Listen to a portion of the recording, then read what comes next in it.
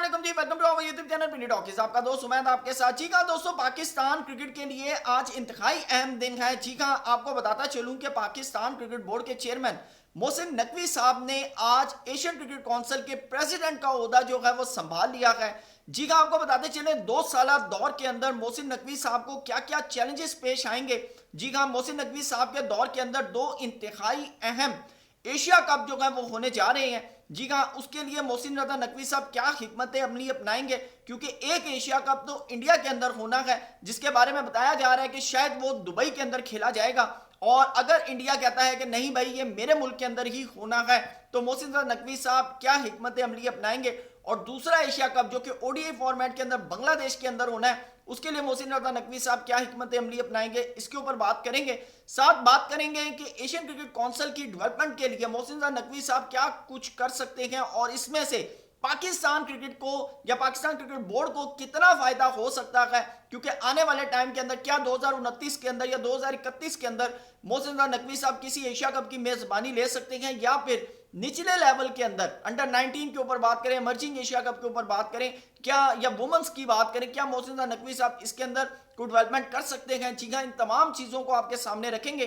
Channel पर नए आए हैं तो इसको सब्सक्राइब करें, वीडियो पसंद आए तो लाइक भी करें और कमेंट सेक्शन में अपनी कीमती राय से जरूर आगाह कीजिएगा। जी हाँ दोस्तों, बेसिकली मोहसिन रजा नकवी साहब जो आज एशियन क्रिकेट काउंसिल के प्रेसिडेंट बने हैं, ये एशियन क्रिकेट काउंसिल की रोटेशन पॉलिसी का हिस्सा है। इससे पहले आपको बताता चलूं कि जैशा साहब जो थे वो एशियन क्रिकेट काउंसिल के हेड थे, जिसके बाद दिसंबर के अंदर उन्होंने रिजाइन किया और वो आईसीसी के हेड बने।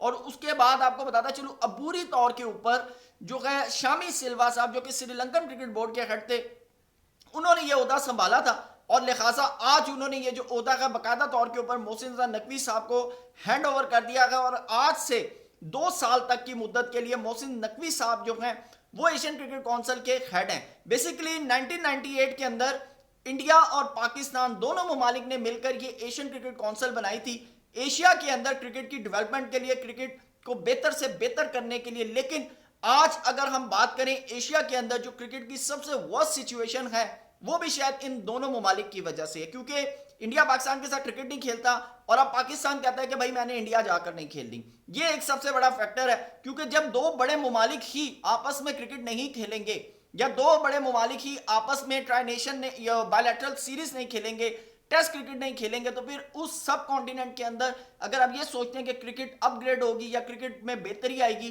तो ये कहना शायद कोई बेवकूफ़ी होगी। इससे बड़ी हमाकत शायद मेरे ख्याल से कोई नहीं कर सकेगा। बहरहाल मोहसिन रजा नकवी साहब आज एशियन क्रिकेट काउंसिल के हेड बन चुके हैं। हाँ जी, उनके लिए सबसे बड़ा जो चैलेंज होगा वो 2025 सितंबर के अंदर खेला जाने वाला वो एशिया कप है, जो कि T20 फॉर्मेट के अंदर जरूर है, लेकिन इसकी जो होस्टिंग है वो इंडिया के पास है। और आपको बताता चलूं कि चैंपियंस ट्रॉफी के मामले के ऊपर पाकिस्तान ऑलरेडी तौर के ऊपर एक एग्रीमेंट साइन कर चुका है कि भाई 2027 तक हम इंडिया ट्रैवल नहीं करेंगे। अब देखना है कि क्योंकि अभी तक जो न्यूज सामने आ रही है कि एशिया कप जो 2025 के अंदर होना है वो दुबई के अंदर करवाया जाएगा, लेकिन ये अभी कंफर्म नहीं है क्योंकि अभी इसके ऊपर डिसीजन नहीं हुआ। अब जबकि मोहसिन रजा नकवी साहब आगे हैं, अब लिहाजा इसके ऊपर भी जो है बात वगैरह शुरू हो जाएगी, क्योंकि आगे स्केड्यूल भी अनाउंस करना है और तमाम चीज़ें ब्रॉडकास्टर्स को भी ऑन बोर्ड लेना है, फाइनेंशियल जो मैनेजमेंट है वो भी देखनी है। तो ये तमाम चीज़ें जो है अब से स्टार्ट हो जाएंगी, लेकिन उससे पहले डिसीजन होना है कि भाई आखिरकार ये एशिया कप इंडिया के अंदर होना है या दुबई के अंदर होना है या फिर हाइब्रिड तौर के ऊपर होना है। क्योंकि अगर फॉर एग्जांपल इंडिया कहता है कि नहीं भाई ये एशिया कप मेरे मुल्क के अंदर ही होना चाहिए, तो फिर तो मेरे ख्याल से मोहसिन रजा नकवी साहब के लिए सबसे बड़ा चैलेंज होगा कि इंडिया को ये बावर करवाना, इंडिया को ये याद करवाना कि भाई आपके साथ हमारा ऑलरेडी तौर के ऊपर एक MOU साइन हुआ है, एक एग्रीमेंट साइन हुआ है कि हम 2027 तक आपके मुल्क ट्रैवल नहीं करेंगे। तो लिहाजा अब देखना है कि मोहसिन रजा नकवी साहब इस मामलात के अंदर कितना कामयाब होते हैं।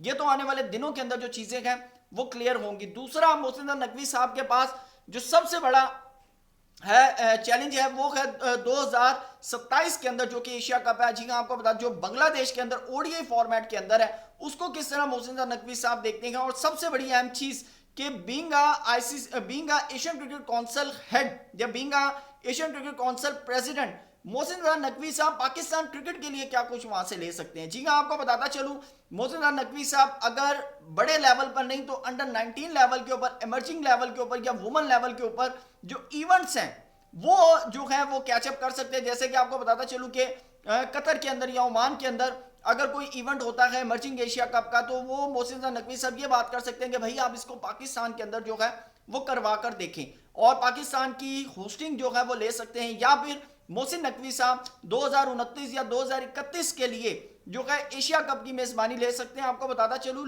लास्ट जो मेजबानी हुई है पाकिस्तान की एशिया कप की वो 2008 की हुई है। उससे पहले 2023 के अंदर भी हुई है, लेकिन वो हाइब्रिड मॉडल के ऊपर थी, यानी कि 3 मैचेस पाकिस्तान के अंदर खेले थे, बाकी सारे मैचेस जो थे वो श्रीलंका, पालीकेल और कोलंबो वगैरह के अंदर जो थे वो खेले गए थे। तो उसका पाकिस्तान को शायद खास कोई बेनिफिट नहीं हुआ था। गेट मनी भी जो थी वो भी डिस्ट्रीब्यूट हुई थी श्रीलंका के साथ। तो लिहाजा अब मोहसिन नकवी साहब के सामने ये चैलेंजेस है और सबसे बड़ा चैलेंज है इंडिया के साथ कि मोहसिन नकवी साहब अगर being Asian Cricket Council president अगर इंडिया के साथ मामला को हैंडल कर लेते हैं, क्योंकि आपने ये ज़हन में रखना है कि मोहसिन नकवी साहब सिर्फ पाकिस्तान क्रिकेट बोर्ड के चेयरमैन नहीं, एशियन क्रिकेट काउंसिल के प्रेसिडेंट नहीं, पाकिस्तान के इंटीरियर मिनिस्टर भी हैं। और मेरे ख्याल से पाकिस्तान के अंदर शायद प्राइम मिनिस्टर से भी ज्यादा अगर पावरफुल शख्सियत कुछ समझी जाती है तो वो मोहसिन नकवी साहब हैं। या अगर प्राइम मिनिस्टर के बाद सबसे पावरफुल अगर कोई शख्सियत समझी जाती है तो वो मोहसिन नकवी साहब हैं, क्योंकि जितने ज्यादा पोर्टफोलियो मोहसिन नकवी साहब मैनेज कर रहे हैं। आप देखें कि वो सेनेटर भी हैं, सीडीए के हेड भी हैं, उसके अलावा इंटीरियर मिनिस्टर भी हैं, पीसीबी के चेयरमैन भी हैं और अब एशियन क्रिकेट काउंसिल के प्रेसिडेंट भी हैं। तो एक बंदा अगर इतने तमाम मामला को अगर हैंडल कर रहा है तो ये भी देखना है कि आप पाकिस्तान क्रिकेट बोर्ड को वो कैसे लेकर चलते हैं, इंटीरियर मिनिस्ट्री को लेकर कैसे चलते हैं और एशियन क्रिकेट काउंसिल को लेकर कैसे चलते हैं, और फिर उसके बाद पाकिस्तान के लिए इसके अंदर से क्या क्या बेनिफिट्स जो हैं वो निकाल सकते हैं। क्योंकि जितनी भी कमेटीज हैं वो मोहसिन रजा नकवी साहब के अंडर होंगी और इसमें यह नहीं हो सकता कि मोहसिन रजा नकवी साहब सिर्फ एक ऑर्डर देंगे तो वो तमाम चीजें हो जाएंगी। नहीं, बाकायदा मुशावरत के साथ, डिस्कशन के साथ तमाम मामला जो है वो हैंडल किए जा सकते हैं। और सबसे अहम चीज है कि ये सिर्फ कर सकते हैं कि वो कमेटीज अपनी मर्जी से बनवा सकते हैं या कमेटीज के अंदर जो बंदे हैं वो अपनी मर्जी से जो है वो डलवा सकते हैं। और ये तमाम चीजें जो हैं इसकी जो एशियन क्रिकेट काउंसिल की जो एनुअल बोर्ड मीटिंग है या बोर्ड मीटिंग्स के थ्रू ही जो है वो प्रूव की जाएंगी। तो आप इन बातों से कितना एग्री करते हैं कमेंट सेक्शन में जरूर बताइएगा। Thank you so much. Allah Hafiz.